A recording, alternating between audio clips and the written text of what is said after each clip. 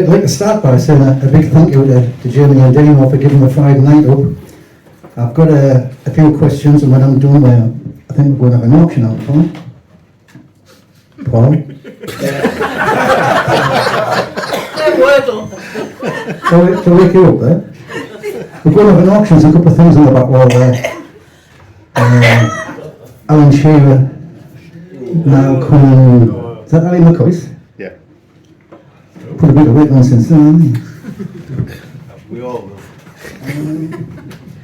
Anyway, when we've got the auction, we'll come back and any questions the audience has got, you can ask the lads. Not saying they'll answer them right, but...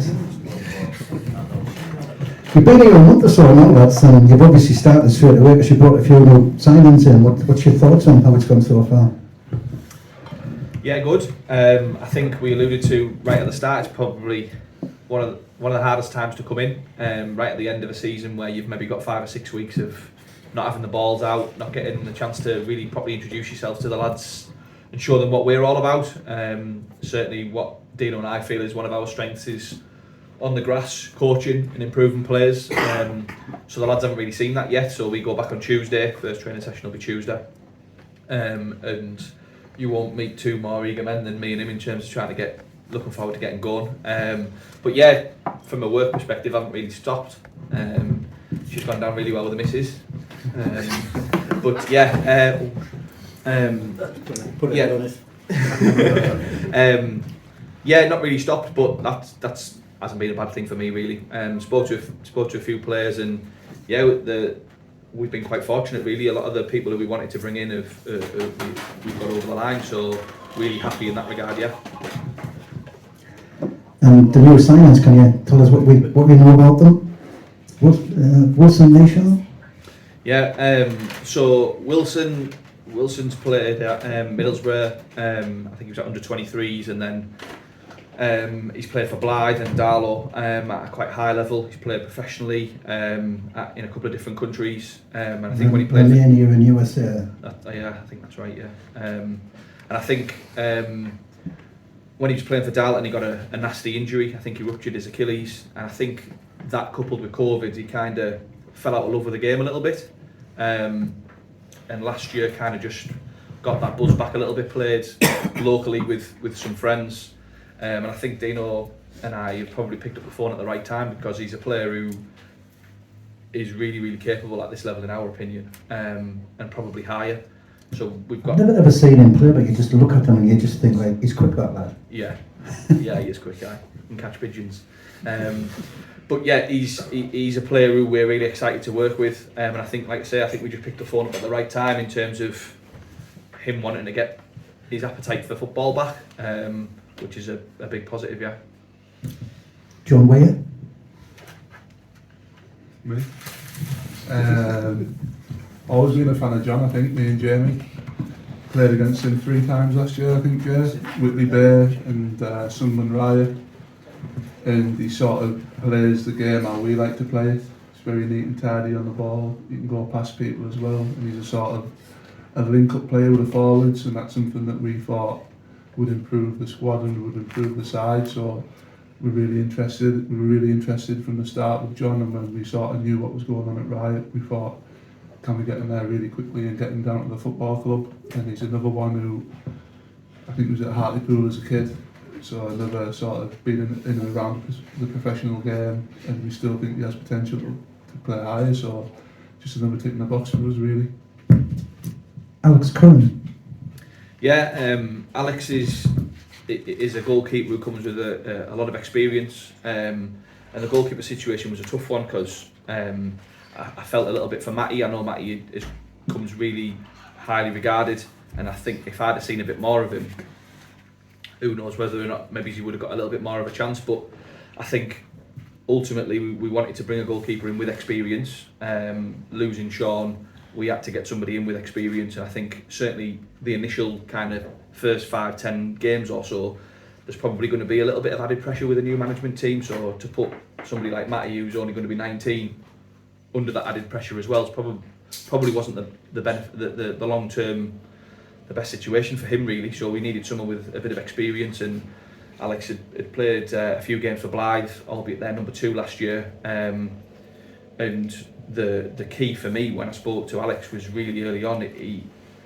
His intentions were clear that he wanted to come and play for Shildon, and he was very excited by working under a new management team where there was very much a clean slate. And in terms of ability, he's good. He's really good with his feet. He's commanding. He's a good shot stopper. So he ticks all the boxes for a goalkeeper, really. Toby Pascoe, you know him very well, don't you? Yeah, Deano knows him better than me, so go on, you go. Yeah, I've known Toby for around 3 years now. He came on a college course that I run that's linked to football, and he was just this little kid who wasn't very confident, really scrawny, went in the level 3 group that weren't the greatest at football, and all of a sudden he developed into a bit of a footballer, got confident, hit the gym, got himself really fit, and he had a good coach in myself. And he played for my Browne RA under-18s team who won the Durham FA under-18s division. I had a really strong team, and Toby was phenomenal in that. And every step that he's made, whether it be with the RA under-18s, he played for us at Crook last year and he was phenomenal. Young player of the season? I think so, yeah. Young player of the season, I believe. Every step he's made, he's been outstanding. There's been Football League clubs looking at him. So when obviously we knew what was happening with Dom, we were still probably going to try and bring Toby in and maybe loan him out. But we feel as though he can make the step up again, and we think he can be a real asset to the club, and we still believe again, as we could probably say about all the signings we've made, they're all striving to better themselves and get to where they need to be and play higher if they can. And that's something we're really passionate about, isn't it, Jay? Absolutely. Yeah. We just want people that are going to better themselves, and Toby definitely fits that bill. Luke Page. Yeah, so Luke's another one who again comes. Well, probably if you were to ask me and Deano over maybe the top 5 of Northern League players, Luke would be probably in it. That's how highly Luke comes under seen through our eyes. Was a top player at RCA, and got a good move to Dunstan and was playing regularly at this level for Dunstan when Dunstan got promoted, and then he dropped back down last season to Easerton, and he's kind of said to us in hindsight that was a mistake. He felt as though that was the right move for him at the time, and quickly he realised that he wanted to challenge himself and play against the best, which was what he was all about. Had a nasty injury in December, so Luke will be getting somewhere close to speed right at the start of the season. He broke his leg, didn't he? Yeah, he broke his leg for playing for Easing. I think he played 10 or 15 games for them, but he's been back with a personal trainer 2 or 3 times a week now, and he'll be doing the full pre-season programme, so I don't think he'll be far away. But if we get Luke to anywhere near what he was like when he in his RCA days, we've got a proper player. I think if you speak to him as well, if you sit down with him, he's got that desire. A lot of people who break a tibia and a fibia, you go one way or the other, and Luke's certainly got that bit between his teeth. He wants to prove people wrong, prove people that he belongs at this level, if not higher. So when we sat down with him and had a coffee with him, it was clear to see that he's got that desire to go and prove people wrong and take Shildon to where we need to be. And we've given a contract to Max Booth. Do you know all about Max from the reserves? I haven't seen a lot of him, but again comes really high regarded from the people that we spoke to in and around the club. And I think there was a few teams sniffing around Max. And it's something Deano and I are really invested in, is looking after young players through a reserve programme and an 18s programme. We never had that luxury at Crook. It was almost like if you want them, they have to play, otherwise you can't have them. We didn't really have that luxury, whereas with the reserves, it's something that we're really passionate about, is bringing young players through. I think our average age at Crook was 22, which tells you we like working with young players and developing them, and I think that's something we're good at. So yeah, with Max he'll get a lot of time and he'll learn, but with Alex and Jack, he's got two great lads in front of him who we can learn a lot from. It was widely tipped, I don't know if that's right or wrong, that young Myers from Crook was coming here, but he went to Aycliffe. What happened with that one? So yeah, Dan's a player we like. Dan's a player we like. There's no two ways about that, and I think his family made a decision that he would probably get more game time at Newton Aycliffe, and I thought that was best for him. So yeah, it was purely down to Dan making that decision. We put him an offer on the table which we thought was right for him, and yeah, he decided he wanted to go and play for Newton Aycliffe, where he knows he's going to play every week. But yeah, Dan's a good player, and probably someone who probably can play higher. We certainly believe that he can, hence why we looked at bringing him in. But I think with Max, we've got another great young player who I hope develops into a player who can also compete regularly at this level. Well, we've lost a few, mainly Don Curl. Don wanted to play at a higher level, and he was certainly capable. We couldn't really stand his way, could we?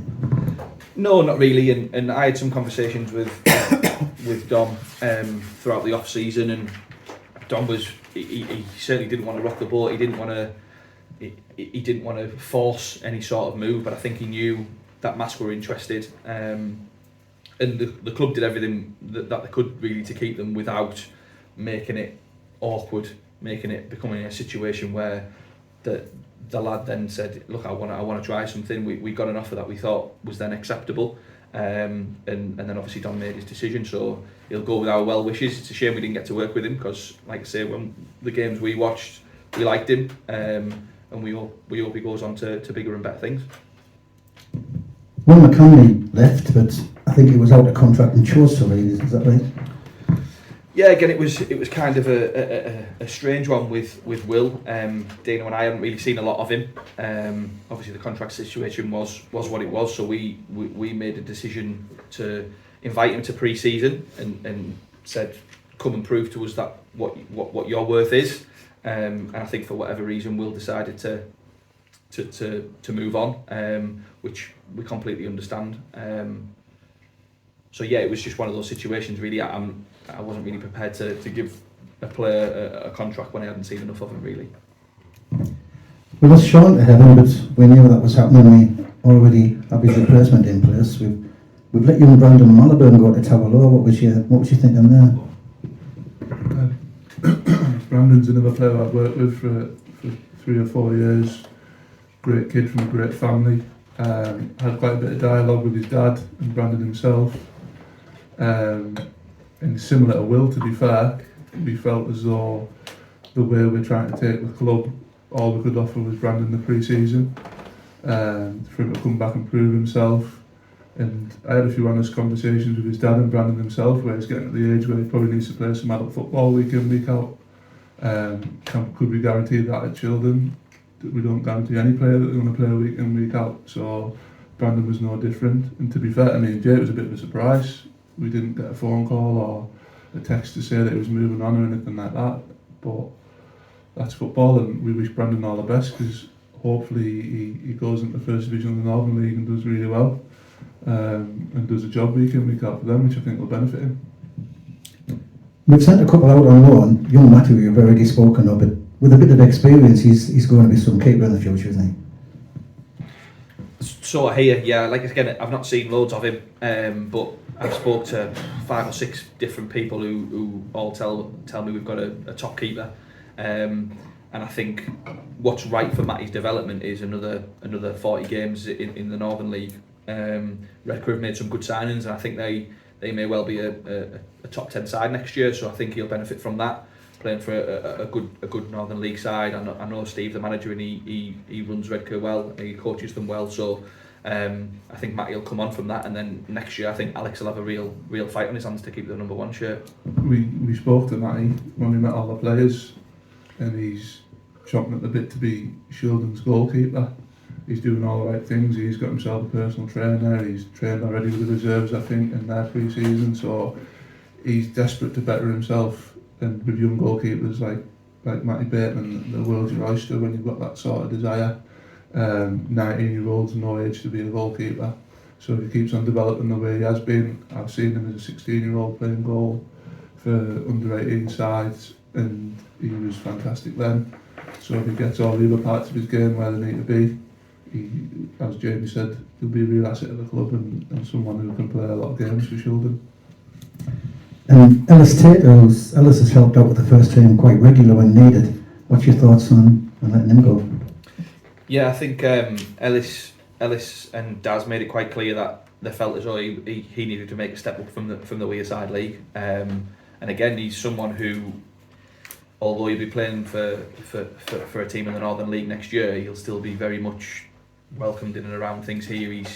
It's a long-term plan for Ellis as well, and I think that's important. I think that's important that we get the balance right in sending the right people out on loan that are ready, but also within the reserves we make sure that we've got a good crop that we can rely on from week to week, because there'll be times that this season where there's 3-4 players unavailable from the first team and we have to use the reserves. So we've spent some time in the off season also trying to help the reserve team get a good group in from that area as well, so that we can, as and when we need to, use them and have confidence in those lads as well. Now, to find some information for tonight, I googled 2 words, Deano Browne.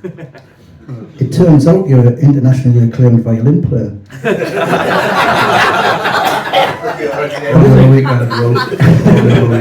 I didn't think of this on any Deano Brownes at all. I thought it was as an entertainment on a Friday night one night. You didn't come along with your fiddle.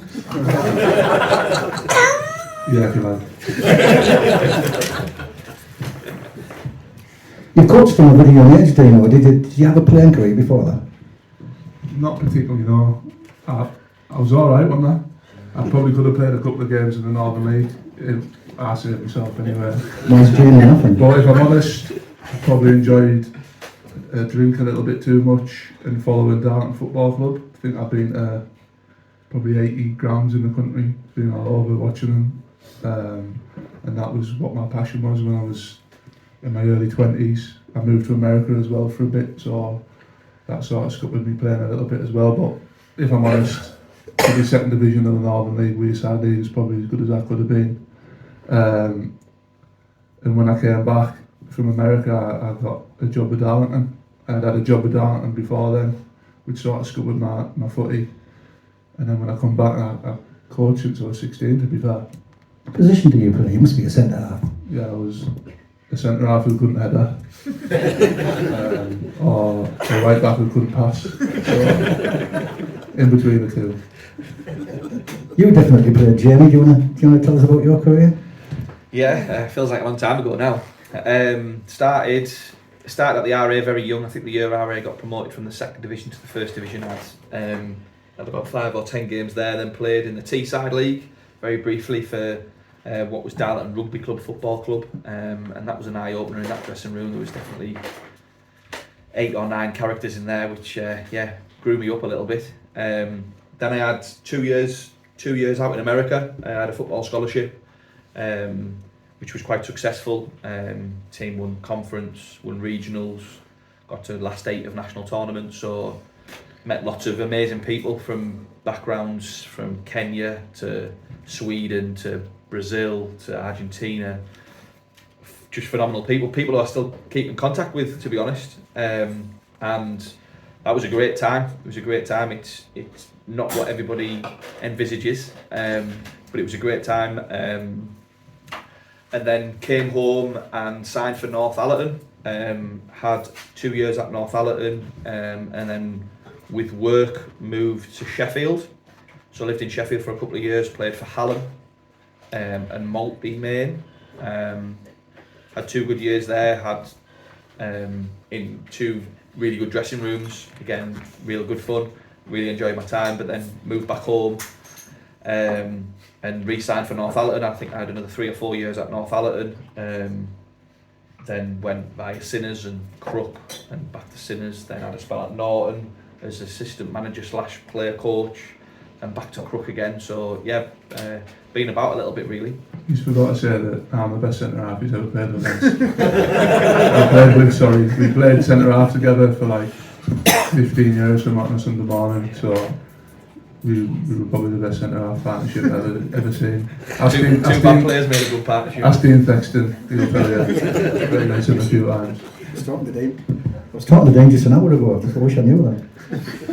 Have you played against Shildon in the past? What's your thoughts of Shildon coming from an opponent's point of view? Yeah, so I first played against Shildon when I was at Northallerton. I think it was a FA Cup or FA Vars game, I think, for Northallerton. I think we drew at home and then we lost here. I think Warren Burns scored a couple of goals when Wazza was playing for Shildon.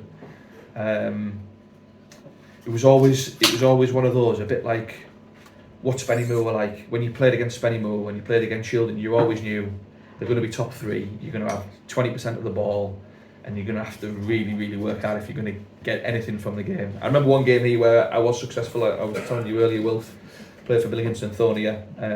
We drew 0-0. It was a year Sinners got relegated. I had played centre half, and I think I must have headed the ball 150 times. Billy was playing up front, and just seemed to be our luck that we got a draw that day. I think for our bodies on the line, it was just one of those games. So I think that's the only time I've had any sort of success from Shildon, from a Shildon game. But it just has that feel as a club. It just has that feel as though I think whatever level they're going to be at, they're going to be towards the top end of the league. It just seems to has that feel. There's always been that feel, certainly since my years of playing at the Northern League, and then obviously in the next level up, it was always one of those. You knew when you were playing against Spennymoor, they were going to be a top side when I was around in the Northern League. You knew in North Shields are similar. They were never far away. They were always going to be towards the top of their division, and Shildon's always been no different. You mentioned in your welcome interview with Deano that our ground's named after you. So I'd like to welcome you to the Deano Metal Stadium. Looks like we're going to deep all in the morning, doesn't it? Of course, you meant Dean Street, and the street behind the main stand over there is called Browne Street. So you've got your name written all over this place. Never. Great, that, isn't it? And not to leave you out, Jamie, there's a reservoir named after your woods in them, isn't there? They could be, yeah. Tunstall Reservoir, heard of it? No. Oh, lovely place, you have to go. I was in Tunstall just a couple of weeks ago in the village, near Richmond. No, well, I'll take you. Do you want to tell us about the friendlies we've got lined up? You didn't talk about my record at Dean Street. as a coach or manager. Go on then, Deano, tell us. I don't know it, to be fair. I'm sure I'm unbeaten though. You might beat this one In to the twice, haven't quarter-final win, but we'll leave that out. you? Do you want to tell us about the friendlies? Friendlies, yeah. So yeah, that was our first couple of weeks of being in charge. That was one of the main priorities, because there wasn't very much. We didn't really have any friendlies organised. I think there was only Whitley Bay had been organised, and obviously Billy's testimonial. So that was a busy period. I've always liked to try and play a couple of teams of a similar level, a couple of teams a level or so above where you're going to get your hard work in, and that's kind of what we've got really. Play a few Northern League teams. I think Bishop at home will be a good one. Looking forward to that. Mask at home should be a good one. And then I think we've got a couple of trips away. I think Warrington Rylands the week before is a perfect setup for the start of the season. I think that's a really tough test with a team obviously just been promoted to the league above. I think that's a really good test for our lads to see where we're at going into the start of the season. But yeah, we've got a few games in, probably more than we would normally have had, but we're happy with what we've got and we're happy with the schedule that's in place now, aren't we? I think ideally, and if you were asked David, we'd have liked one of the big clubs at home, but by the time we got in place and we got on the phone, they'd all been sorted out by then. So hopefully next season and the seasons coming, we'll be able to get some of the big boys from the North East down to the Shildon and Deano, Browne. We had a bit of a nightmare actually because about 2 weeks before I took over, I just organised Darlow to go to Crook. So if I'd have held on another couple of weeks, I might have a Darlow down here, which would have been alright. Will it be using Billy's testimonial to learn about the squad, or will it be used in the light-hearted fundraising event that it is it's going to be? Yeah, more the second, more the latter. Just we want the lads to enjoy themselves really. Tuesday and Thursday it'll be good to get everybody back together, and we just want them to enjoy themselves. There won't be any specific instructions. We won't be going over set pieces on for Billy's testimonial. We'll leave that for the Whitley Bay game. Yeah, we just want the lads to enjoy themselves, and it's probably a pretty good icebreaker for the new lads to get involved in things. It's probably no better game really than a bit of a testimonial where they can try things, and if things doesn't come off, it's not the end of the world because it's a testimonial. But yeah, You mentioned to me before that we'll be playing like a high tempo pressing game. Do we need a certain type of player for that, or will you be training into all of them? I think we do, but I think we've got them. I think we've already got them here. When at very early conversations with David, I was more than happy with the squad that we got, and I think if we didn't make any signings, I'd have been really happy with the squad that we've got, because it's already shown last season that it's capable.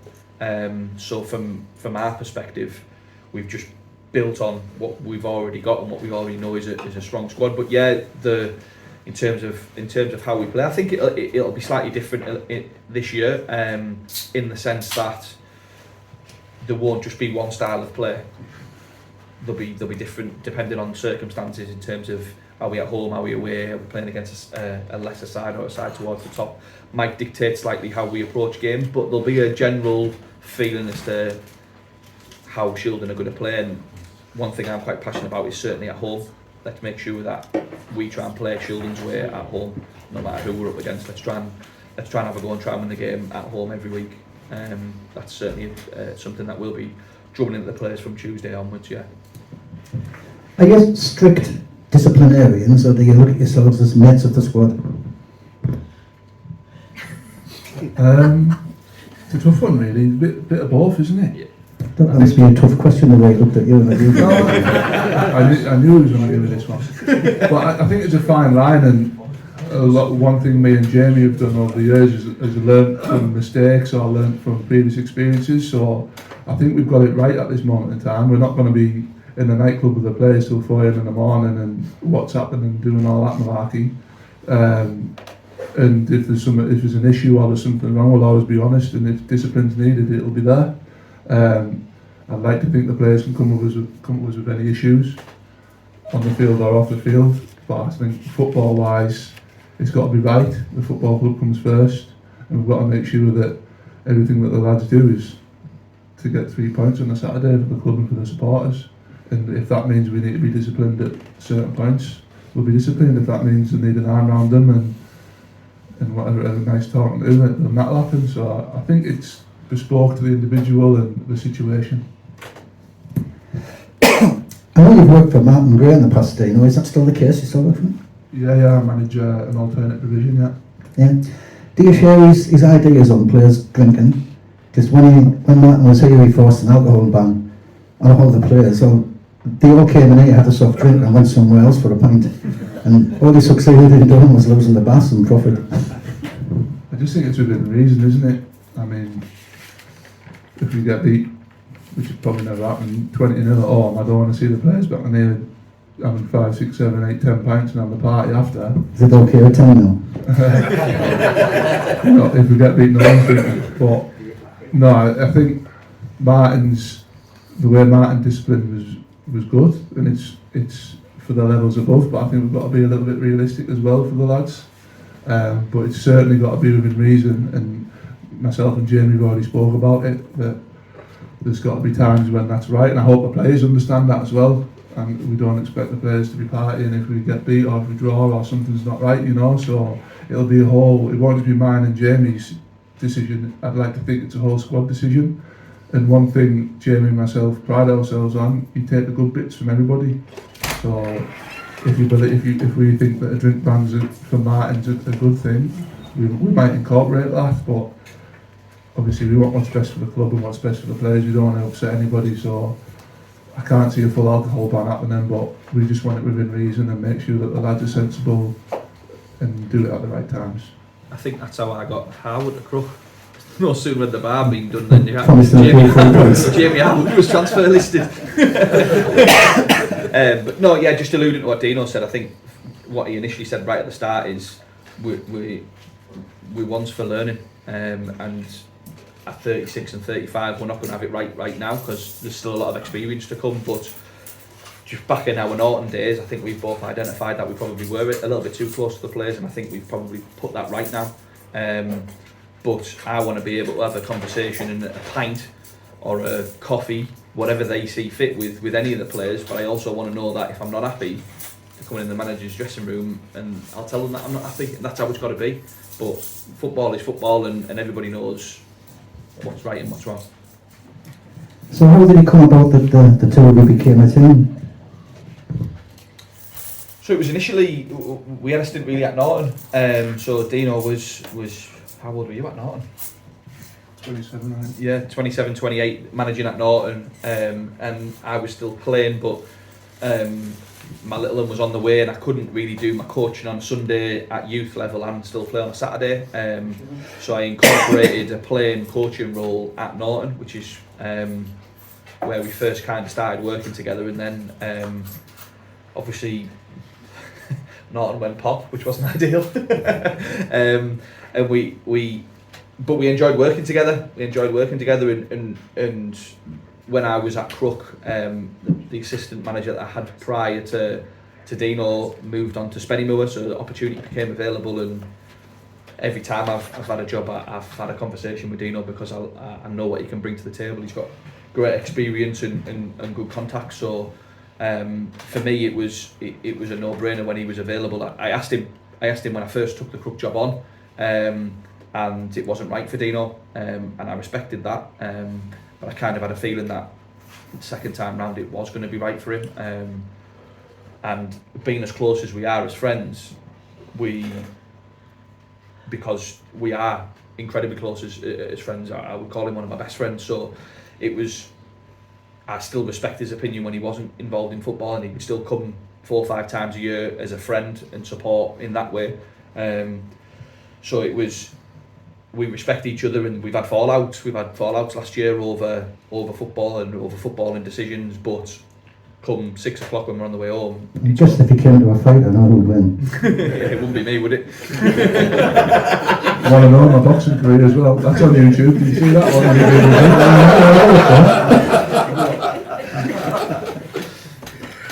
So how many clubs have you been at together?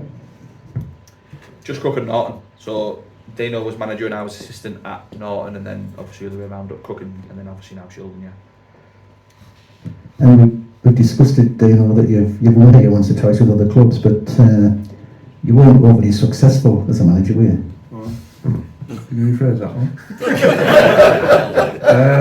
Short answer, no. But I think sometimes you've got to earn your corn, haven't you? Like looking back, I probably wouldn't change what I've done. But starting at Norton at 27, I think I was the youngest manager in the probably 4 leagues up. I think someone told me, some reporter told us. Straight out of under-18s football, I went to Norton till Adam Rundle, who played here, I believe, his first managerial stint. Yeah. I think he lost the FA Cup game against Heaton Stanton and got sacked after 1 game, I think.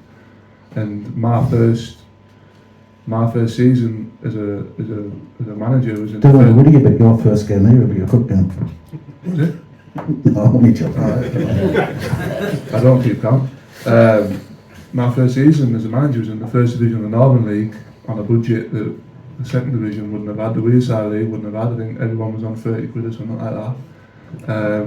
My average age would have been about 19, no support. And I think we managed to finish third bottom or second bottom. We got relegated, but as I said at the start, I would never change what I've done previously because I've learned from it, and I'm a better coach, manager, person now than what I was if I was going to come in and take over South Shields at that time, who were flying or whatever it was. And then from Norton, obviously that went bust, which was nothing that me and Jamie could do about that. We believed we had something strong going there. I think we were 6th at the time, maybe. And we were just starting to find our groove after having to find 18 players that season, and then obviously the budget got pulled and they liquidated. Went into Aycliffe again. They were just about to go pop. I think they had 2 players on the books. Started going there, steady the ship there. Finished 8th, I believe, and then finished 14th the season after that. Still not even in my 30s yet. So to learn all of that early on, and I've got to thank Michael Mulligan and Alan Oliver for having belief in me, the same as David's had belief in me and Jamie, because I would never change them because they were difficult times. And touch wood, I know that me and Jamie deserve our chance here, and I'll prove to everybody that how good we've got and how good personally I've got. And when the two of you learned that this job was available, how much thought did you put into it before applying?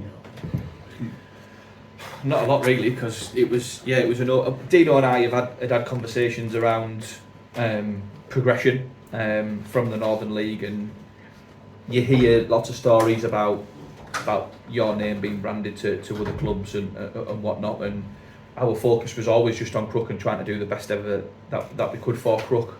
And so when we spoke about progression, Shildon was kind of off limits, because from the outside looking in, everything seemed hunky-dory. They were doing really, really well, and they'd been promoted and had a really good first season. So we'd always probably put Shildon at the top of the list, but thought never going to get an opportunity there. So kind of scratched it off, and then you maybe looking and thinking, right, who might get promoted from the Northern League or who's already there. And you look for us. You look at Stockton. Michael's done an unbelievable job there. Mask were really knocking on the door. There was only really Hebburn who struggled a little bit in the first week when they got promoted. Chris has done a good job at Dunstan, should I say. So we were looking and thinking we're just going to have to be patient and keep doing it as much as we could at Crook, really. And then obviously when this job became available, it was living in Darlington, 10 minutes away. It was absolutely a no-brainer, and had some really good conversations with David, and we both shared the same belief. So we were obviously delighted when we got offered the chance. Yeah. You've mentioned that training starts this week. Will you be easing them into it, or will you be straight into the fitness stuff? A bit of both. We're very passionate of doing a lot of 85-90% of it will be with the ball, but sometimes players don't see what they're doing, and they see a ball in front of them, and if you kick it 50 yards, they still run for it. And, if you do that 100 times, they'll still run for it because there's a ball in front of them. So it'll be hard work, and I've seen a lot of teams starting earlier, and I've always believed six weeks. If you can't get fit in 6 weeks, you can't get fit. We've got 6 weeks before the season starts, and that'll be the right amount of time so that come the start of the season, everybody's ready. There won't be any team fitter than what we are, I don't believe, and we'll hit the ground running, I'm sure of it. Can you tell us about your coaching qualifications then? Yeah, in college I did my level 1 and my level 2 FA coaching qualifications, so I was only young there, 16, 17 years old. When I realised, as you do when you get 16, 17, I wasn't going to be on Match of the Day every Saturday night. I knew I wanted to be involved in football somehow, so I knew coaching was going to be the way.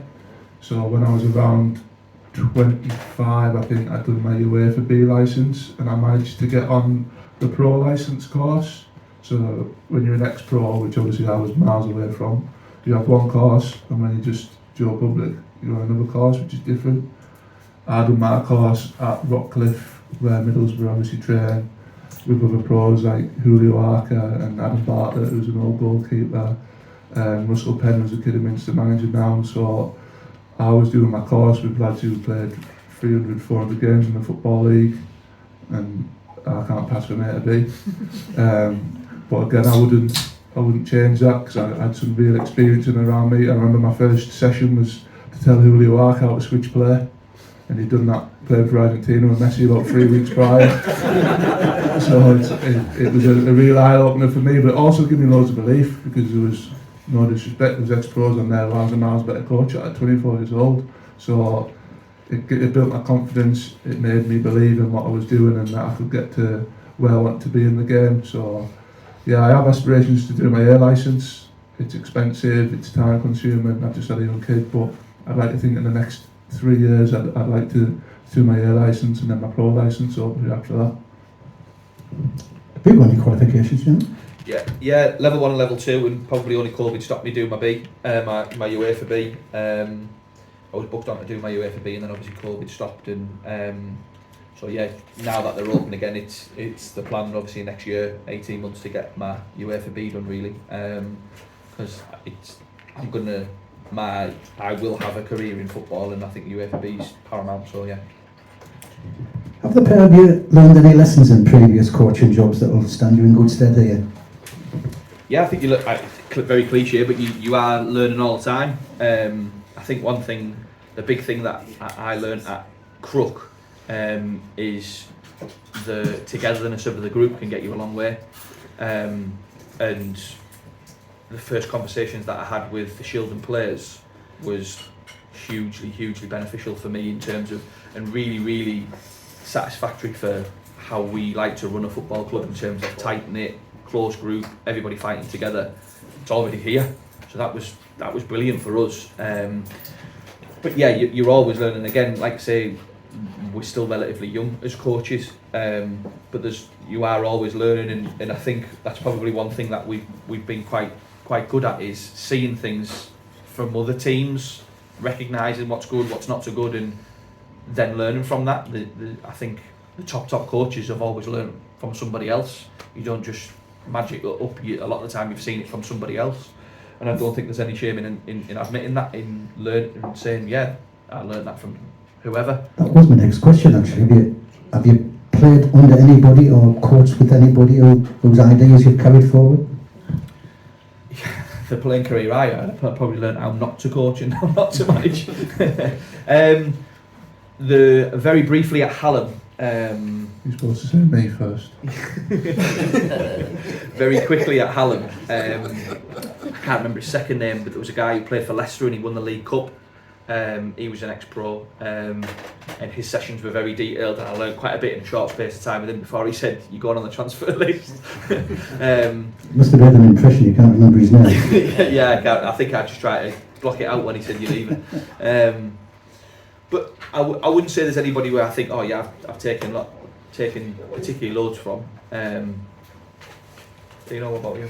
I think we were quite lucky when we were at college. We worked under Dave Cowan, who played for Huddersfield Town. Don't know if any of you can remember him, left footer. Also Graham Jones, who's at Newcastle now, Belgium, Everton. Probably should have remembered him. You should have remembered him. We worked underneath him, and from him, he was coming to the end of his football career. He must have been late 30s, wasn't he? But still playing behind or something. Yeah. But it was his work away from the pitch, and he was still joining in, his desire and his hunger. I think I definitely took that from him. Kevin Stonehouse, who I think a lot of you will know from the Shildon area. Shildon, that Kevin come here regularly. Worked for him as a coach, so I took a lot from him. And at Darlington, I was always in and around the changing rooms when Dave Penny was about and when Martin was in charge. And I like to think, whether I work with you, Wilf, when we play darts, hopefully in a few weeks' time, or whoever else it is, you always got to try and take the best and the worst from everything. The first time we were short on that darts team, mate, you're in. Alright. You went up the throw, you can just line over and stick them in. Nah, it ain't me. No, but I think whoever you meet in life, whoever it's your manager at work, one of your mates, you've got to try and take the best from them, or take what you can get from them. So me and Jamie have been quite lucky through the years to work with some really, I find, inspirational people, and I can pick the phone up now to Graham or drop him a text and he'd get back to me, and they're good contacts to have. I'm struggling now because somebody's just been Billy all over me now. Do you know anything at all about the league winning? I mean, from last season, there's some good teams in it. Just only from games that we've watched, really. I think I've alluded to previously, I'm very much a football advocate, try and get out to games whenever I can. So went and watched Tadcaster a couple of times, was here a couple of times watching games, watched Mask, Stockton. So I always try and take in games, but if we haven't seen them now, we'll have seen them before we played them. That is for sure, whether or not it's a friendly game or whatever, because something again that I'm incredibly passionate about is being prepared. It's almost like scared of being underprepared. That's how prepared I want every game to be, and I think that's why probably we've been successful at Crook. Is we always knew who we were up against, and we always knew how teams were playing and their strengths and weaknesses. And I think, like I said, it's certainly one of my strengths and one of my passions is making sure that we are prepared on game day. Here's a serious question for you. In the past, we've had players missing games for reasons like other than injuries or suspension. I mean, i.e. personal trips and things. I know we're not Premier League, but will you be allowing contracted players to do this in future? There's an element of it, obviously, if you can't really stop them. Ultimately, if they're going to go away, they're going to go away. And I think obviously clubs have got things in place to penalise them as much as we can. but within reason, like you say, it's semi-professional football, but ultimately we want to create an environment where nobody wants to book anything in the season. They want to wait till the end of the season because they want to be here and they don't want to miss a Saturday. I've regularly had lads have holidays for Saturdays and not miss midweek games and change shifts, and that's become my expectation of players, and I hope that rubs off on the current group, and I'm sure it will. You mentioned this earlier. In the past, I'm sure you both had disagreements or arguments with players. How does a manager or a coach professionally resolve these incidents? Did Brian Clough once say we have a conversation for 10 minutes and then say you work out that he was right? That's my next quote. But yeah, I think a lot of the times, probably one of the biggest things that I've learned from other coaches is probably what I didn't always get was an understanding or a bit of honesty. So if I was ever left out of a team or I was not picked for whatever reason, I wanted to know why, and I could deal with the why if I was told why, and that's kind of something that I've always tried to take on. So if a player's not playing, they'll know, and they'll know before the game, but they'll also be told why. And it might be you've been rested, you played 3 games in 5 days, you're back in Tuesday. It might be you've been shit, I'm putting somebody else in, and they might not like it, but I think they can always respect your honesty, and that's how I've always worked, because it's always what I craved. I always wanted that as a player, so that's what I'll give. And that might mean that you have a lot of awkward conversations, but when they've left the manager's room, at least they know they've had an honest opinion from us. I think the strength of Jamie and mine and Carl, the other coaches, we can always go in and sweep up after that. We're a team. So if Jamie's had that difficult conversation that hasn't gone well, I can go and then talk to that player, or if he feels as though I've got a better relationship with that player, it might be where I tell him or whatever. But Jamie, one of his best things is his honesty, and that's something we strive on, so that there won't be a player this year who doesn't know why they're not in the team or what's happening, and we feel as though the players can come and ask us any questions, and as long as we're honest with them, we're always going to be right. We've got 2 new members to the coaching staff. Can you tell us about them? Yeah, so obviously with Carl following Bobby, it was important we got a goalkeeper coaching, and we've brought Ian with us, who's done a lot of coaching at Northern League and non-league level. Come recommended from 2 or 3 different people. So when I spoke to people about goalkeeper coaches, I was often given 2 names, and Ian was mentioned on all 3 occasions. So the people's opinions who I trust. He's worked with Alex, our goalkeeper, as well, which is always a big plus, because they know each other and they know how each other works. So that was a big positive. And when we met Ian, he gave us a good vibe. So we're excited about working with him, and he's really keen. He's another one who's really keen to try and progress, try and get better. And then Carl's done a lot of coaching. Carl's also got his UEFA B. He's a very, very good coach. A little bit different to Deano and I, which is probably what we need. He gives them the same message but in a different way. And yeah, he's again somebody who comes highly recommended, has been quite sought after. He's turned down a couple of good jobs at professional clubs. And again, probably quite similar to Wilson, we picked up the phone at the right time, and he's got his appetite back. So we're looking forward to working with Carl, who's had a bit of management, knows what it's like to manage, but is also he's a really solid coach. Yeah. So personally, how do you take a defeat? Do you go home and not speak to the wife for a couple of days, or is it just a case of once it's over, that's it till the next game? The trip home's not very nice because we're quite sore losers, aren't we? We're very reflective as well, though. So quite early on there'll be 1,000 WhatsApp sent to each other, what's happening there, what's gone on, and we'll try and identify. We always watch the games back, which is a massive thing about us, and it's sort of reflect, go again and get better, really. I kick my dog, not my wife. But no, it's we both are quite sore losers, but I think if we were to chew the fat straight away, you don't really get to the bottom of it. So it's sort of a bit of self-reflection from us both try and have a look at the game, and then we'll get together and speak to each other and see where we went wrong and if we agree with what we're saying.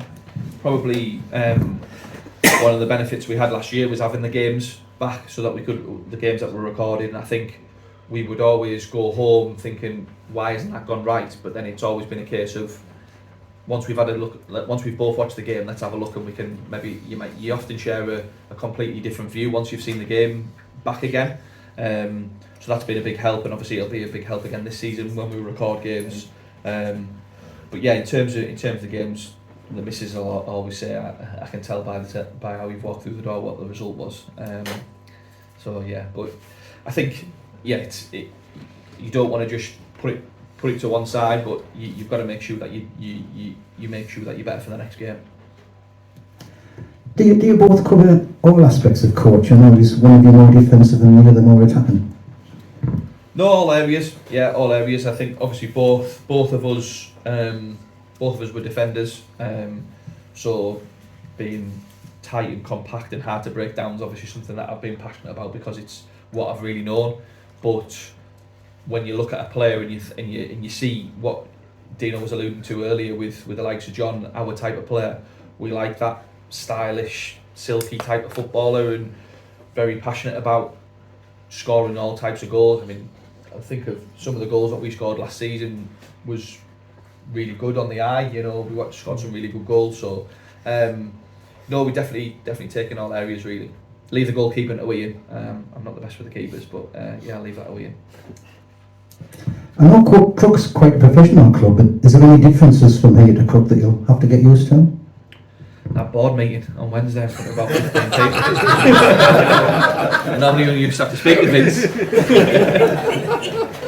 Yeah, that was different, but no, I think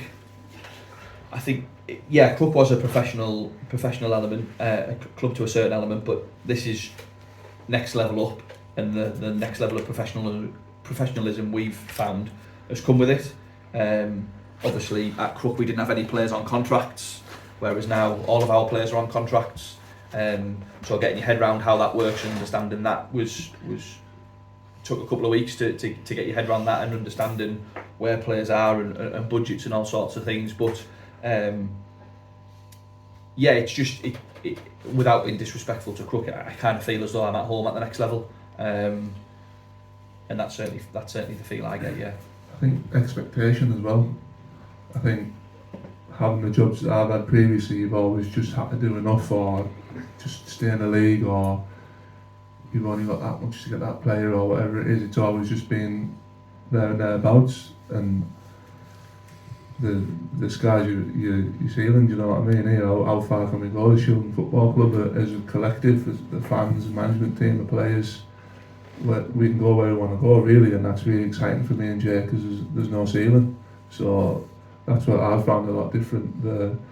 Not the mentality, because the mentality was great at Crook, and I don't want to disrespect them one little bit. I love my season there, and we've done wonders there, but I just think the excitement that I feel now, and I know that Jamie feels coming here, we know that we can prove to everybody in the North East, in the country, in the room, what we're about and where can we take Shildon, and I think that's sort of new to me and Jamie.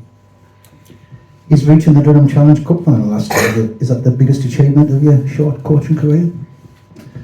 I think so, yeah. I'd have to say so, yeah. Obviously getting Crook promoted was obviously a big plus.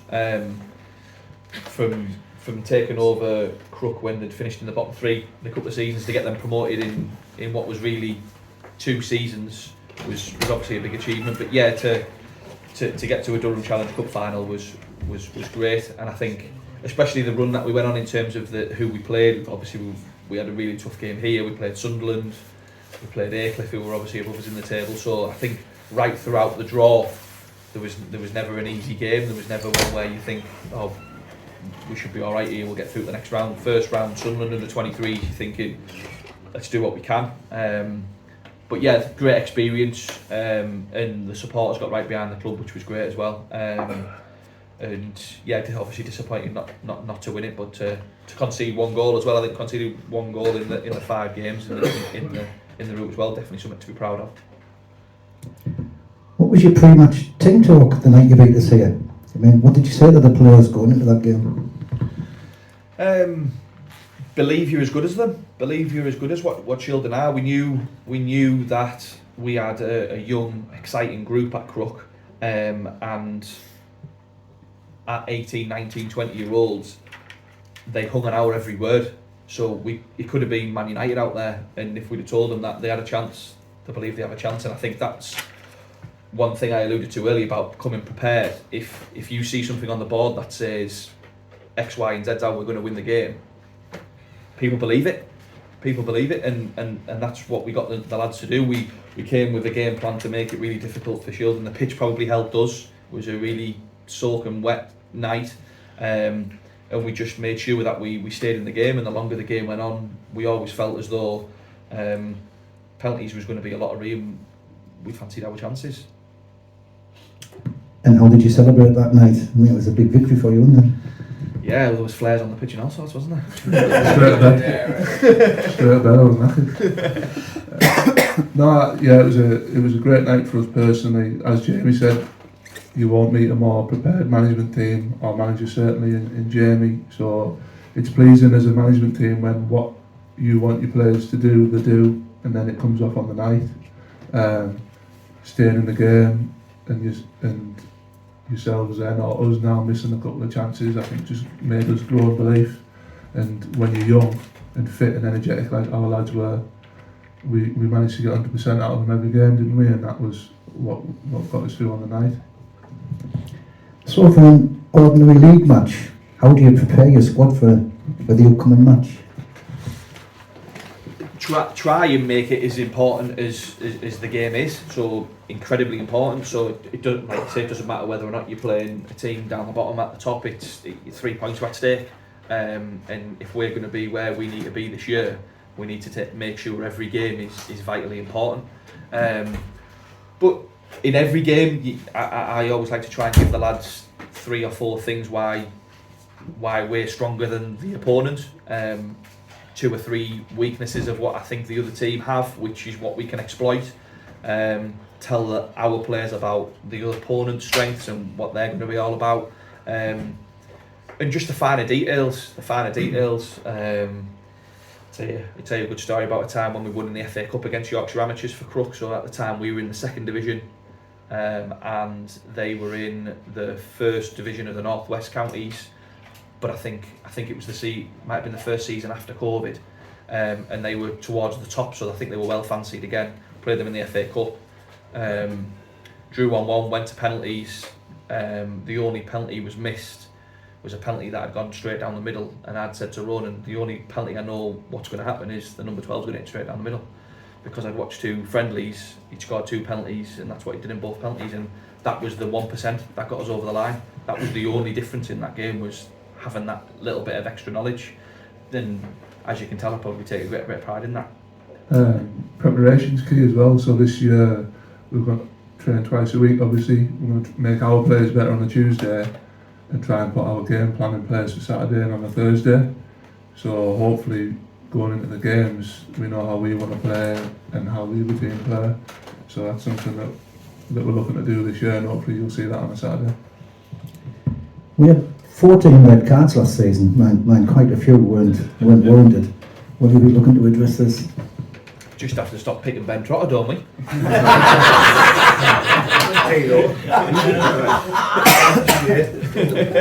No, yeah, it's important that you keep your players on the pitch, but conscious that I want my players to give everything, and making sure that we do everything we possibly can to win every second ball. There's a little bit of that, as daft as it sounds, that I like, because I know they're giving everything. But yeah, obviously you want to keep your players on the pitch, and I think probably maybe that's what the big thing maybe the Shildon group have took out of last season, is maybe the players at this level are a little bit cuter, and are quite a little bit better at conning some officials, shall we say. I think sometimes clubs get a stigma around them as well, don't they? When you turn up and referees have seen that they've had red cards before, or managers have got that stigma around being a little bit more aggressive, so it's easy for them to give red cards. So we'd like to think that we're a little bit different, and we can maybe be a little bit more savvy with the referees beforehand and at half time and things like that, and just try and make sure that we don't get as many reds. Have you made any changes yet? As you've just mentioned him, is Ben still team captain? Yeah, absolutely. Yeah, Ben is club captain. I don't see that ever changing whilst he's here, to be honest. I think incredibly important person to Shildon Football Club. Had a lot of really good conversations with Ben. And I know Deano's worked with him before, and I can just tell he's a top man who's going to give everything for the football club. So I certainly don't see any reason why that would change. Yeah. How are you setting your sights for next season? What's your aim? Just to be better than last year, really. I want to make sure that we're better than last year. I look at the division and I think the top two teams who were the best two teams, based on the table, based on the points, though they've both gone up, which that means that we were third best of the rest. And I look at the points difference between Shildon and the next sides. Most teams have got to make up 10, 15 points on us, and we're the same team, bar maybe one or two players with the same team. I think we're stronger. So for me, as long as we improve on last year, so whether or not that's points, whether or not that's wins, whether or not that's position in the table, just make sure that we're better than the last year, and make sure every single one of our players is the best that they can be. That's the big thing for me this year, is if whether or not it's Alex, it's David, it's Shay, it's whoever, is make them the best that they can be, we'll be bang there again. I know the chairman sat behind me. Has he given you any indication of what his aims are for the forthcoming season? Similar, really. Yeah, he hasn't said you have to win the league. He hasn't said you have to finish in the playoffs. He's just said just go and try and improve the lads. I think that's why we got the job. I think he knows that we're young and we're hungry and we want to do as much as we can. We certainly feel as though we've been given a great opportunity, so we're going to do everything that we can to make sure that it's been justified. Whether or not that means going to Cleethorpes on a Tuesday night to go and watch them play because we've got them on the Saturday, so be it. That's our job. And I wouldn't be here if I wasn't going to take on that responsibility. So no, there's been no if you don't finish here then you're out the door type of thing. It's not been like that at all. But we believe that we can make the group stronger and we can improve again on next year, on last year should I say. Thank you. We're just going to have a short break now. You rest, lads. Thank you. Cheers, Will.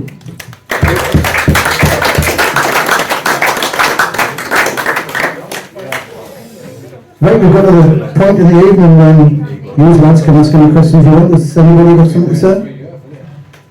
Are you there? Just use the mic. Good evening, gentlemen. I really enjoyed that. That was very interesting, very revealing. I watched Crook a few times last season. I enjoyed it. I thought the football that they played was thoughtful. I thought you could see different. What you were saying tonight about you play. You play. You look at the teams that you're playing and you gauge yourselves for that. And I thought I saw that 2 or 3 times. I saw the game against Newton Aycliffe when the first half was very, very tight, and I don't know what you said to them in half time, but you absolutely butchered them in the second half. And that was a real eye opener for me, that somebody had picked the weaknesses out that clearly, and they've got relatively young players to listen to what was being said and then go out and do it. And Aycliffe were all over the place. I think they're a good side. They were all over the place in the second half.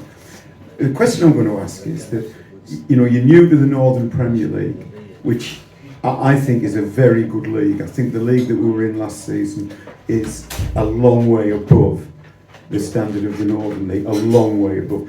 And the difficult thing I think next year might be that 2 of the poor sides, Frickley and Pickering, have gone.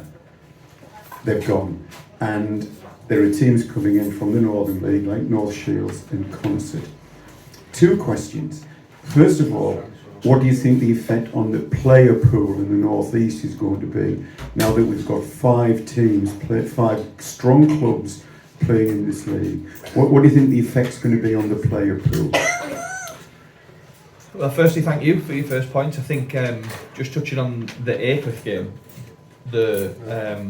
how we approached that is we never felt that Aycliffe would be able to continue to outwork us. We always thought that energy in midfield would win the game, and we just told the lads to do the same again, and we knew that eventually, or we believed that Aycliffe would run out of steam, which I think was the case. On your question around player pool, I think that's very true. We've spoke to obviously a number of different people throughout the course of the season, and they've now got not just one or two offers on the table, they've got two or three, and naturally you have to make sure that you want to get your prime target ultimately. I think ultimately it makes it difficult, but as we've alluded to, is if our perception of Shildon is they're going to be at the top, it's everybody else's perception. So using Alex Curran as a prime example, is it didn't matter who else were interested in his signature, he wanted to come to Shildon. And I think that was a case for quite a few of the other players. And I think, without any shadow of doubt, it's going to get more difficult. But I think what you will find is there's players who are probably capable in the Northern League who've maybe been reluctant to make that step up. But because now there's 25% of our leagues on our doorstep, should we say, so that travelling that people have always been reluctant to do is now not so much of a travel. You've got your 19 home games here, and then you've got 4 or 5 on you what would normally be just ordinarily Northern League games. But I think from our perspective, tougher. But I think we have great belief that if we, for whatever reason, couldn't pull a player, Shildon will get us over the line anyway. I mean, I think the league itself it really is a strong league, and you've got a team like Grantham coming down who also have a little bit of money. They had a bad year last year, having I think win the playoffs the year before, and they just fell apart. So they've got money, and you've got a team like you've got Carlton Town will be moved across from the Midland Division, unwillingly moved from the Midland Division. Grimsby Borough, who had a very good season in the Northern Counties East. And I think it's going to be some of the teams that were up near the top last year may struggle to get that far again this year. But I think it was interesting last year, sorry I'm hogging this, but the 6 teams at the top, the playoff teams at the top ran away with it, with probably 7 or 8 games left. It was fairly clear that those teams were going to be in the playoffs, and the rest were basically also around. What about scouting? I mean, it's going to be much harder to look at clubs, isn't it? If you're at Crook and you're playing Newton Aycliffe on a Saturday and they're at home on a Wednesday, you both live in Darlington, it's 10 minutes up the road. But if we've got to play Grantham and they're playing in midweek, you've got a 2.5 hour drive. How do you see that in affecting you? Something that has to be done. I mean, we're not joking when you won't meet two working harder people than us. We both have quite professional roles in our jobs. We both sort of manage our businesses, but if that means putting half a day's holiday in to go down to Grantham to watch what they're doing, we want full-time jobs in football at the end of the day. Probably doesn't mind me saying, and you can all laugh. I'll get to where I want to be, and I don't want to be sat in the pub in 30 years' time thinking that I haven't worked hard enough to get to where I want to be. So the scouting part is we'll do 90% of it ourselves. We have friends or people who are also at concerts and whatever. So James and myself have got good relationships with other managers. So within reason we can get some details off them. We know people across the country as well in football, so we can touch on them as well. And that's one thing that we try never to do is burn a bridge. So we've got people who can ring, but as Jamie sort of touched on before in Wilf's questions, if we were to turn up against Grantham Town and they led 3-5-2 and we were expecting 4-2-3-1 and we got beat, we won't be able to sleep at night. So we'll be as prepared to travel to wherever you want in the country to go and watch a game, and the time we don't do that is the time we should be Shildon's management team, in my honest opinion. Thank you. I think just elaborating on that, I mentioned earlier about having a couple of years in Sheffield, and burning bridges is something that we haven't done, so friends in that area is key, so yeah, we will be relying on other people from time to time, but we've got for want of a better term, a pack that says if you're going to watch a game, you're going to watch a game, but you're not just going and enjoying a game of football. We want this information from you, which will be really important for us. But ultimately, as we alluded to, it doesn't matter where we are. I remember going to Benfield in pre-season last year because we had them second game of the season. I remember going to Thornaby, they played Mask. That's who we played, and I think using Thornaby as an example, their left winger, they beat Mask 3-2 in pre-season. Their left winger scored 2. Our whole setup was to stop him not getting the ball. Anthony Callaghan barely got a kick that day, and that was, we got a result at Thornaby on the opening day of the season, and I think that was largely down to how we set up. Our lads were top class on the day, don't get me wrong, but I think a lot of it was down to how we set the team up as in terms of systems and style of play. And I think we'll probably only do that in more detail because, again, without being disrespectful to the Crook players, I know that if I go and speak to Shea, Aki, whoever, and I tell them things, they're going to probably take it on board more than what the Crook lads would have done, because of their football IQ. Anybody else got any questions? Well, do you favour your central defenders playing out from the back, or do you think there's a time to put it into Rose head? You won't see our centre halves getting the ball from a goal kick and playing out. The football that you will enjoy will be in their final third. We'll try and get there as quickly as we can, but we won't be playing 50-60 yard balls either. We will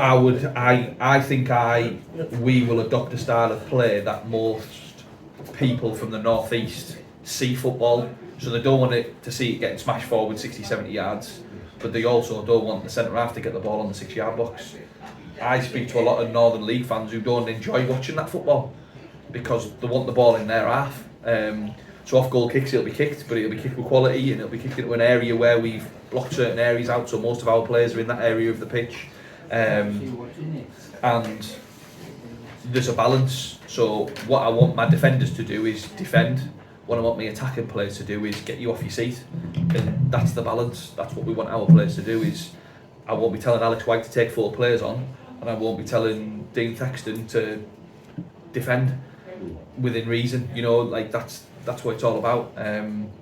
Getting the lads to understand their roles and their responsibilities within that. Anybody else? No? What about refereeing standards? How do you? What are your views? What are your views on refereeing standards? I found that in the NPL last year, in the NPL last season, the refereeing was an improvement on the Northern League. I think the Northern League's reasonably well refereed. There are some exceptions. I'm sure you can name 2 or 3 that you've fallen out with. But I think in the NPL you've got some younger referees who are pushing quite hard to get up the ladder. But sometimes they don't always read the game as well as an experienced referee can. How do you deal with something like that? Do you look at the referees before you go out? Some, if you see, I've got him today, and sometimes, as I said before, I think it can be personal to the club and the manager. And I know no referee's going to come out and say, I don't like you as a manager, so your team's going to get red card today. But I'm sure some people think of me, pardon me, of them as a referee. They might just not like me or like the club. I know there's been a bit of a shuffle around, hasn't there? So I think that some of the better linesmen that can be referees in the NPL now, I know there's been a complete shuffle around back the way through, but I think that's something we're going to have to get used to. Get used to the referees being a little bit more savvy, and I think it's a bit metronomical refereeing now. The higher you get, it's all a certain way. There's no real personalities anymore in the game, and I think all referees are quite similar and referee in a certain way once you get to this level. So I think that's, as I mentioned earlier, we're going to have to get a little bit more savvy and make sure we understand how the referees referee, and make sure that the players understand that we're not a Northern League club anymore.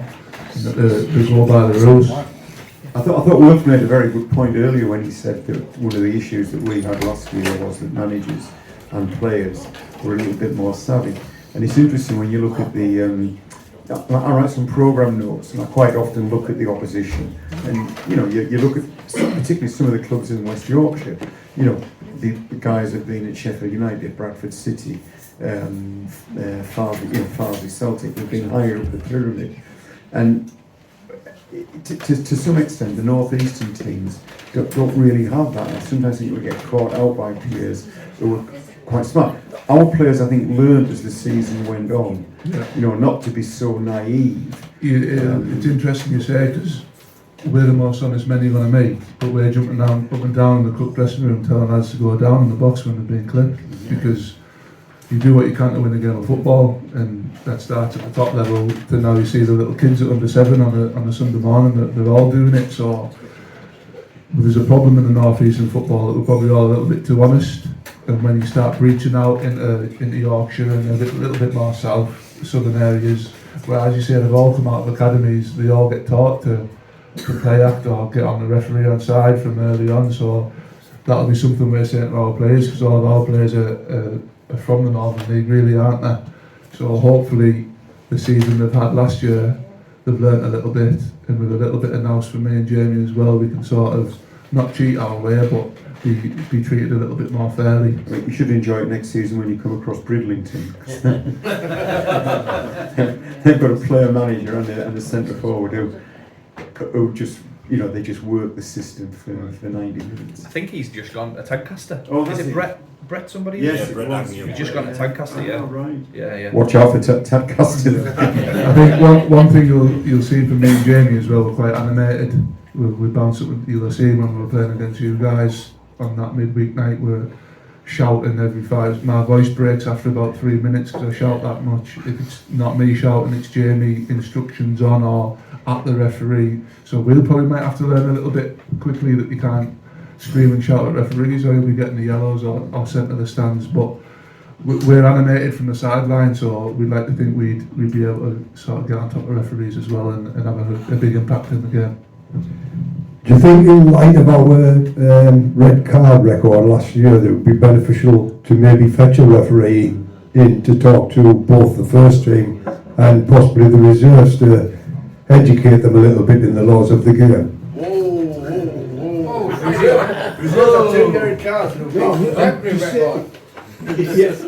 If the kids get educated about the rules, they're not going to get into trouble. So I would like, It's all down to the coach. myself, I just think that, like Peter says, we were a bit naive, we got some reds. Maybe you've seen it happen in professional clubs where referees have gone in pre-season to explain new nuances about the rules and that. Maybe it would suit the first team. I don't know. That's what I'm asking. I think Ben Trotter knows the rules of the game. Knows how to break them.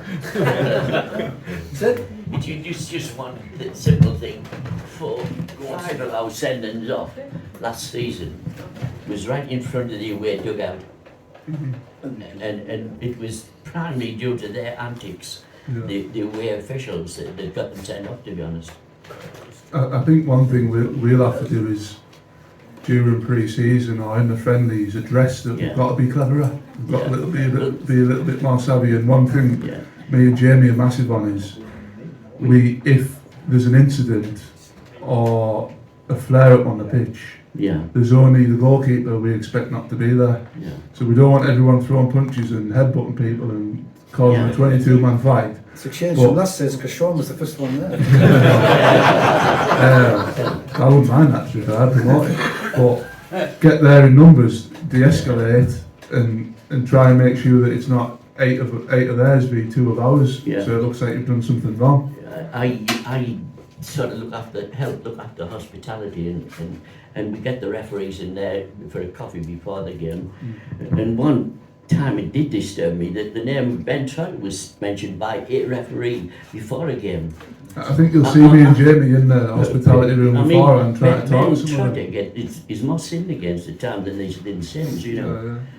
But if a referee has the name Ben Trotter in his mind, you know, needless to say, he did get booked that game. And I think that's what we were saying earlier. It's about being savvy. We have a personal friend who's a referee at the level, and Jamie fell out of him last game because we felt he was more for the other team. So we're, as a management team, we've got a brand new slate. We need to say to the players, you've got to be a little bit more savvy, and we just go from there. And obviously, that's a lot of cautions, it's a lot of red cards, and you don't want, as a club, you don't want that stigma. So the sooner we can lose that stigma, the better. supporters don't want it either. No. You know, we don't want to be talking about red cards. You know. No.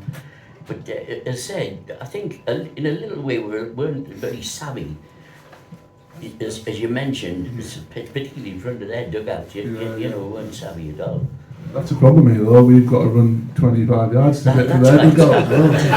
So instead of me and Jamie fighting with the other managers and coaches, they can do what they want. So that's a bit of an issue. Our strength last year was defence. Mm-hmm. You just have to look at the league table, Yeah. the goals against. Mm-hmm. We're probably one of two teams that had less goals against than Shildon last season. So our defence was this. The other side of this, we didn't score enough goals at that end. Mm-hmm. You know, so there's got to be some balance between defence and attack. You know, but our defence was wonderful last season. I mean, the mask game in particular. I mean, we stopped everything. You know, our defence really, and we were just unfortunate by what I thought a poor referee decision. When he sent a player off for a second yellow card, which was for nothing. You know, every foul isn't a yellow card. A simple little nudge isn't a yellow card, you know. And I thought, if we hadn't got that player sent off, we might have got the penalties. Having said that, Mask were far better side than we were. But at the same time, we did really well against them. Defensively. We were at that game, and we watched that game, and I think that probably typified the defending throughout the season. And I think Shildon have got a great platform to then build on, because if as a team you know that at best more often than not you're going to maybe concede one goal, that looks at how, if you look at how many goals we conceded, it was really strong. And we're, like I say, we're expecting that again, and if we can just maybe make us a little bit cuter going forward, hopefully, like I say, we'll be even more successful than we were last year. Yeah. Anyway, all I can do is wish you the best for the season. Thank you very much. Thank You, I appreciate that. I know you'll get a lot of support from my end of, you know, the supporters end, you will. Great, thank you. Because all we look for is success in Shildon, you know. Thank you. Listen, have you got a question, Jess? No? Anybody else got any questions? Yes? No, just don't. No? I've got you out with that one.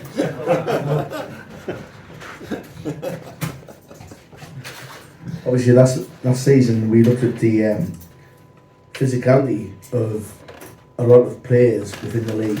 You know what I mean? There was a lot of physical players. You know what I mean? The top teams there. What going forward? What do you think? Have you got physical players? Enough physical players to handle the league? Yeah, well, I think it's probably a strength of Shildon's. If you look at the two centre halves in Jack and Alex, big, strong, powerful boys. Aidan, big physical, strong player. You look at Aki, strong player. Luke, who's a new signing to centre midfielder, who's 6'1". His game is built around his power. So yeah, I would like to think so. You look at Billy, you look at Dean, you look at Michael. They can all handle themselves. The proper men.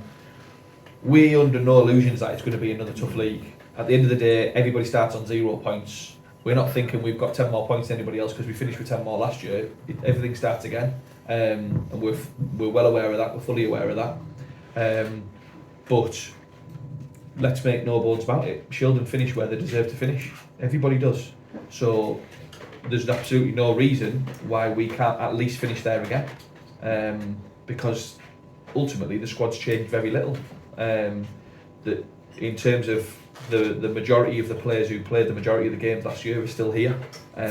So there's absolutely no reason, in our view, why we can't be at least as successful as we were last year. Physicality, there's lots of different things. Obviously, football is this league. We know this league will be probably a little bit more physical, a little bit more direct. Teams will be a little bit more organised. Teams will be a little bit fitter. We're well aware of that. And it's our job to make sure that Shildon, first and foremost, is the best version of Shildon, because if we're the best version of Shildon, we should finish at least third again by right, should we not? That's the way we're looking at it. And we don't just want to finish third, we want to finish as high as we possibly can. Anybody else? Yeah, I like it. I think Deano might be more aware of the Shildon fans than what you are, Jamie, but we are quite a loud, physical, well-known supporters. Normal Kenny. And like an away game, I think Deano's heard us a few times in Aycliffe. We like a good when we go away. We are noisy. Are you ready and willing with the noise? Because we're quite vocal. We lose a draw, we vocal, aren't we? Are you willing to take the criticism with the fans if we vocal? Absolutely. I think one of probably Crook's strengths is their supporters. From the minute I walked through the door, the support was with us from day one, and heard lots of comments of negative comments when results didn't go our way, and that was always rightly so. I think our viewpoint is we'll be challenging you to be louder, because that's the players thrive off it. If you look at using Crook and Riot as our last game in charge, Riot notoriously have a poor support, and Crook notoriously had an loud support. On paper, Riot finished 5th or 6th. We finished in the bottom half. So everything on paper suggested that Riot should beat us, but the players took so much from the crowd and the support that gave us a fighting chance, and we fed off that. We knew that was what one of our strengths were. So we're all for support, absolutely, 100%. I also think we're very approachable. So yeah, we can take criticism. We won't be sat here if we couldn't. Because if we're going to take praise, you also need to take criticism as well. That's really important, I believe. But I also think if we've had a good result, if we've had a poor result, and we're back in the bar, like come and speak. We're not going to turn our back away from you. We're not going to go and hide anywhere. We're going to front it up. You might not get the answer that you like. We're not going to go in depth. We're not going to go in depth into why we didn't win or call any players out or anything like that. But we're an open book. We don't just want to turn up, do our job on the sideline and go home. We're invested into the football club, and that's why we're here. And that's from the players through to the supporters through to the local community. So that's why we're here, and that's what we want to do. So we're all in it together. Anyone else before that? Browne? How do you feel about playing all these away teams that we've never been in touch with? Fair enough, Hallam. We played Hallam before, but how do you feel about playing all these teams like from Grimsby, Browne? Is it good? Exciting. Do you know anything about any of them? Or? So you mentioned Hallam. Yeah. So as of now, not a great deal, but I know. So when the fixtures come out mid-July, our first 6 games before we've played them, we'll know everything there is to know about them, and then as that season runs on, we'll find out more and more and more. But as of now, only from what I see and read. So using Shildon's catalogue of games recorded straight away, there's a platform to see what a team was like last year.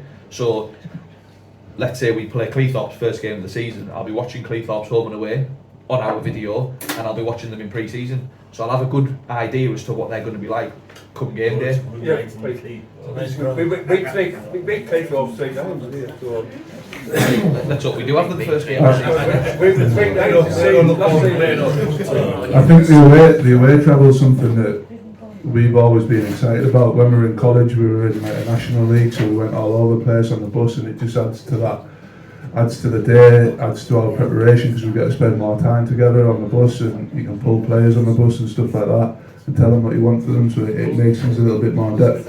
And ultimately, we want to progress to away travelling all over the country as a management team. So as the travelling goes, and as the teams who you're going to play against, we're well aware that the amount of hours on the job has gone up, and if we want to prepare how we want to prepare, we have to do things that are going to be time consuming. So travel's just part and parcel of the job, and that's, as managers of Shildon, And in respect of the supporters who are also going to travel and come and support, we need to make sure we do things right at our end. Hey lads, they've sat down with me, so always give them a round of applause.